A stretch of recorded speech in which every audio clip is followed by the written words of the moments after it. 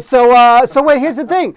We got a big movie to talk about, Wade. Yeah, I know. And we are busting a gut to talk about this film. That's how much it impacted us, Wade. That means it's time for This Weekend in Movies.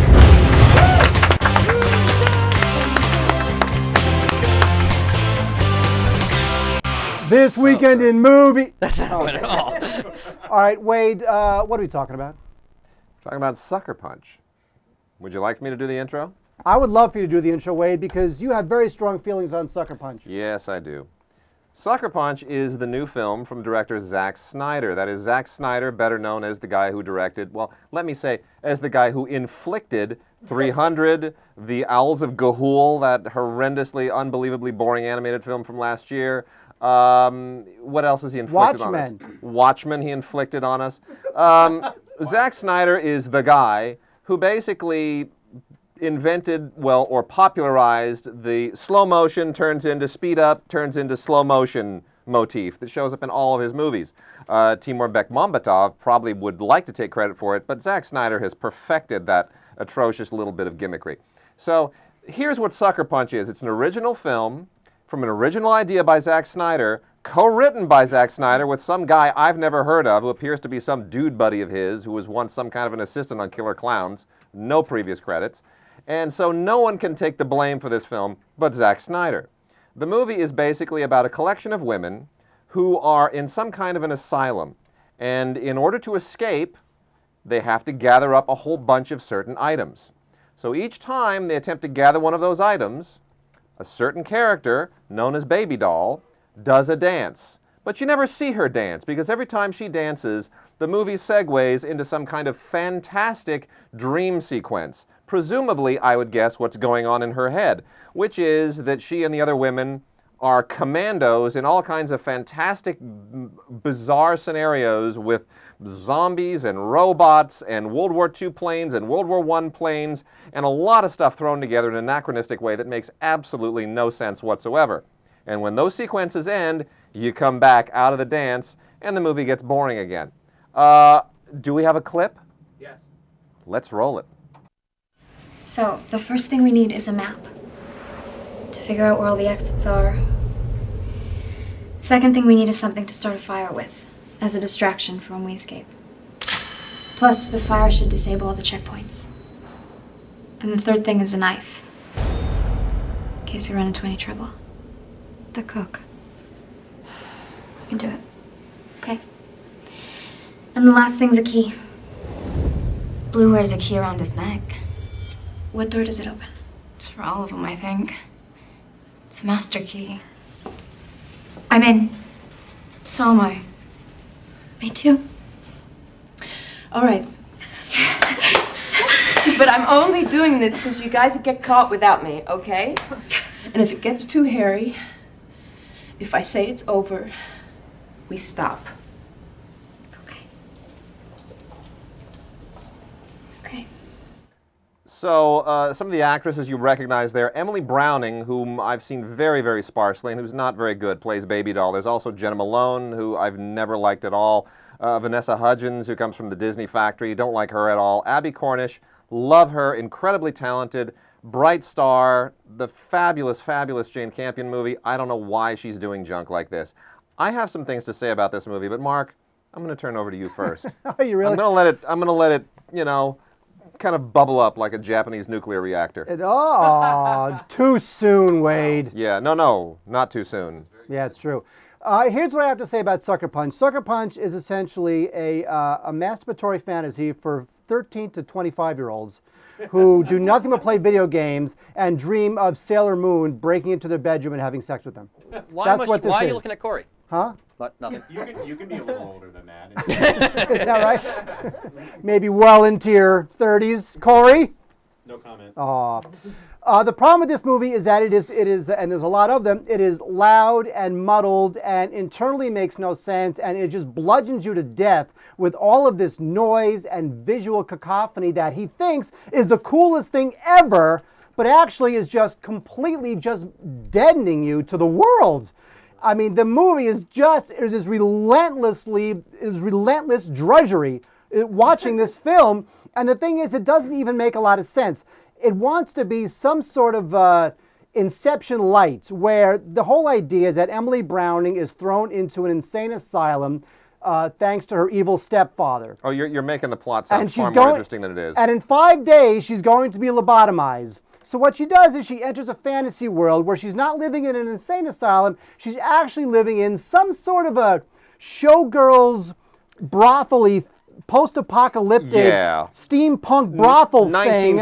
It's like a 1940s era post-apocalyptic showgirls brothel situation. Yes. That's a perfect way of putting it. That's what it is. Yeah, no, really. I think that makes a lot of sense. So the one level is she's actually in this insane asylum and she's going to be lobotomized in 5 days. So then she enters this fantasy world where it's actually, these girls are actually part of this post-apocalyptic steampunk brothel thing. And then in this layer, that's where they concoct a plan to escape.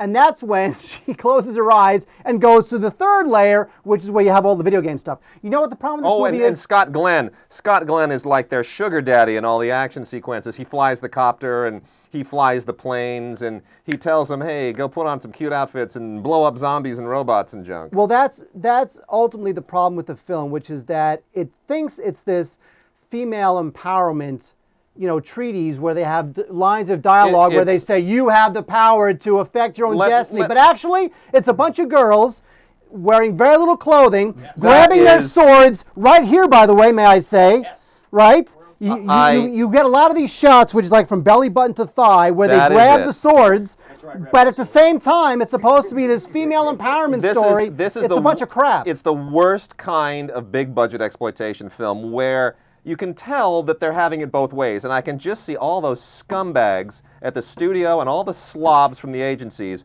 who are approving of this, saying, oh, this is great, we get it both ways. We get to objectify women and drag all of our slob male audience in. At the same time, we can say that we've done some kind of a feminist statement. So we can objectify women and we can say we're serving women all at the same time. It's brilliant. The 15-year-olds will eat it up. You know what? Those 15-year-olds, this camera right here, just go to hell. You are despicable. You are ruining movies. 15-year-old boys, you are horrible. Honestly, 15-year-old video game playing boys, you know what? Just stop. Put your PlayStation controller away for a second.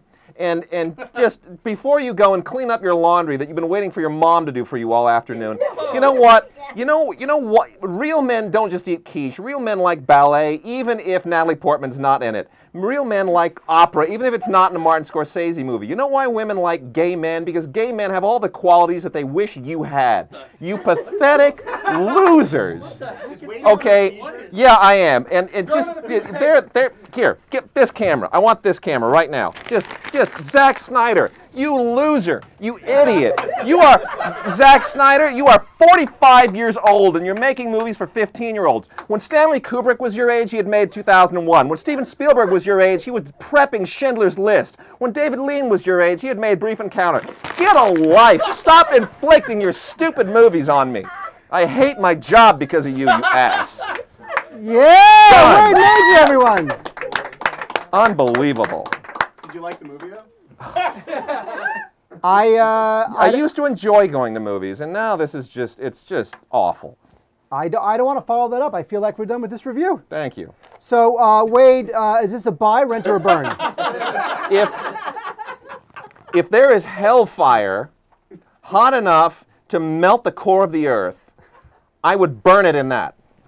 So that's a rent? It's about as bad of a burn as I could possibly come up with. I actually have to say that today I actually emailed Mike and Corey and I said, can we have like a special card that reads the end of civilization?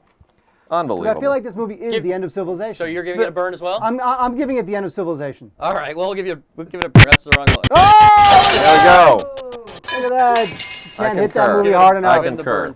That is true. Regular burn? No, give it a card. That's the best burn I've ever seen. Unbelievable. I could not agree more. This There thing you go. is a total piece of crap. You know, it's just another one of those films where you feel like you're watching somebody else play a video game, because that's really all it is. That's all it is. It's just it is a commercial for its own video game. It is. I want to ask you this. And may I say something too? Go ahead. By the way, remind me to get back to the rating, because the rating is another thing that just kills me. Don't even get me started. Okay, I'm going to start and then you go. You go. No, Mike, lead in. Write that down. I'll remember that. Here's what's happening.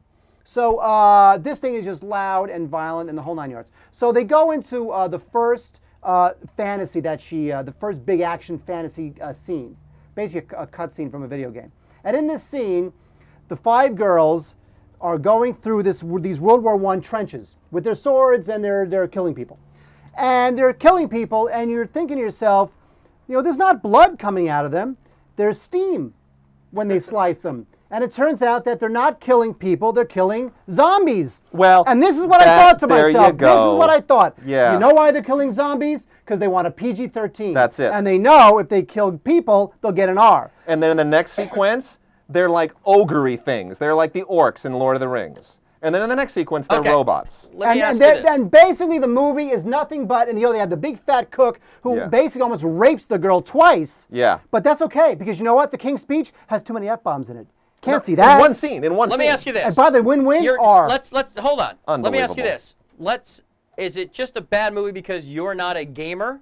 Or will gamers also hate this movie? Because we're getting a lot of people who, when you guys hated on Last Airbender, everybody hated on it. But this isn't a game. This is a movie. You know what? Look. When I hated on, you guys are hating it because you're not 15-year-old boy gamers. There was a summer a few summers ago where I wrote 3 reviews for Box Office that incurred the wrath of fanboys. Look, when I was 12 and 13, I liked movies like Close Encounters and I liked Raiders of the Lost Ark. But you know what? Those are still good movies today by adult standards because they have stories. These movies they're reprehensibly bad by filmic standards. Acting is bad, writing is bad, directing, it takes place in a computer. You know, it's a bad movie by any standard. If a gamer likes it, he'll like it because it's like a game, but that doesn't make it a good movie. Thank you. That's what I'm asking. Yeah. Well, we're done. I gotta say, we really ripped the crap out of that movie. The rating is reprehensible. Oh yeah, it's just reprehensible. The rating. Honestly, if it's a zombie or a robot, heck, carry on. Rape a robot. Have a robot rape you graphically. Why not? It's PG-13. It's not a human. It's a robot. It's a zombie. Now they actually cut. We'll make a movie. Raped by a zombie. Now they actually PG-13. Why not? They You got my money. Wait is en fuego. Unbelievable. They cut a bunch of stuff out of this movie. Joan Graves, account for yourself. All right, we get it. All right. No, you know what? It really is true. Wow. It really is true. You know, there is no reason why this film is rated PG-13, whereas Win-Win and King's Speech have to fight for their lives, right? And still not get a PG-13. No. They get an R. But they're independent films. That's right. See, they don't actually pay the MPAA for the ratings that they want. The MPAA is owned by the 6 major studios, and so basically they get what they want. They get what they want. It's unbelievable. So Sucker Punch is a big, cacophonous, loud, dull, boring, confusing piece of crap that a bunch of 15-year-olds will like. But you know what? I don't really care what they like. 15-year-olds may not even like it though. That's my question. I don't care. You know what? The world is doomed. By the time I'm old, 15-year-olds will have taken over the world and ruined it because this current generation they're awful. They're stepping on your lawn. Yeah, they're awful. Damn 15-year-olds. My lawn. Honestly, Get out of my yard. I just look back and I think as much as I hated my generation at 15, we were geniuses compared to these losers today. It's pathetic.